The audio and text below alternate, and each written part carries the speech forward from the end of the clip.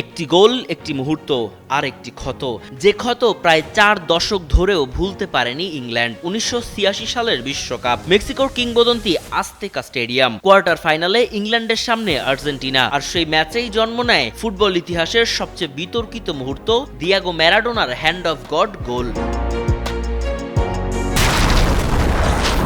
হিউস্টনে rocking tasty, সীমানা ছাড়াও নিজেকে হারাও।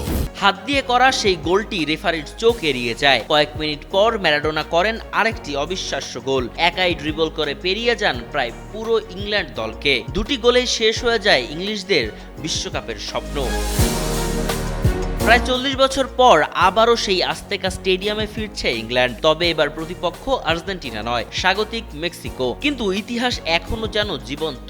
ইংল্যান্ড কোচ থমাস তুখেলের বিশ্বাস, এত বছর পর ফুটবল তাদের কাছে ঋণ শোধ করার সময় এসেছে। সংবাদ সম্মেলনে 1986 সালের সেই হ্যান্ড অফ গড প্রসঙ্গ উঠতেই আত্মবিশ্বাসী কণ্ঠে তিনি বলেন, কর্মফল আমাদের কাছে ফিরে আসবেই, এবার আমরা প্রতিদান পাবো। তুখেলের মতে আজকের দিনে ম্যারাডোনার সেই বিতর্কিত গোল কখনোই বৈধ হতো না। তাই ইতিহাসের সেই অন্যায়ের জবাব হয়তো এবার দেবে ভাগ্য। তবে শুধু কর্মফল নয়, মাঠের লড়াইটাও হবে কঠিন। স্বাগতিক মেক্সিকো, গ্যালারি ভর্তি সমর্থক আর আজতেকার ভয়ঙ্কর পরিবেশ, সবকিছুই থাকবে ইংল্যান্ডের বিপক্ষে। এখন দেখার অপেক্ষা 1986 সালের সেই দুঃস্বপ্ন কি অবশেষে ইতিহাস হয়ে যায়, নাকি আজতেকা স্টেডিয়াম আবারও লিখবে ইংল্যান্ডের আরেকটি হতাশার গল্প।